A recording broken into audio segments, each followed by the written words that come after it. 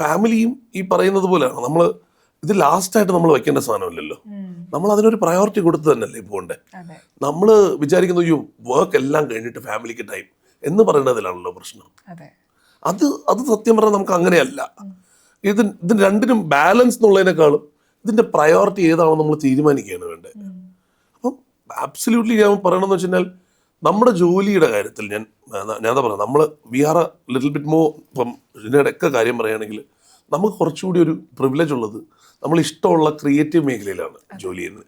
അപ്പം നമുക്ക് കുറച്ച് ഫ്ലെക്സിബിലിറ്റി ഓഫ് ടൈം, നമുക്ക് അല്ലെങ്കിൽ ഈ പറയുന്നത് പോലെ നമ്മുടെ ടൈമിങ്ങിൽ ഒരു സ്റ്റിപ്പുലേഷൻ കുറവാണ്. അല്ലെങ്കിൽ നമുക്ക് പക്ഷേ മറ്റുള്ളവർക്ക് ഇത് പറയുമ്പോൾ ചിലപ്പം ഇതെന്ന് വരില്ല. കാരണം അവർക്ക് ഈ സമയത്ത് ജോലിക്ക് എത്തിയേ പറ്റുള്ളൂ, ഈ സമയത്ത് ജോലിയിൽ നിന്ന് പോയേ പറ്റുള്ളൂ. അപ്പം അങ്ങനെ ഒരു ടൈമും കൂടി കിടക്കണമുണ്ട്.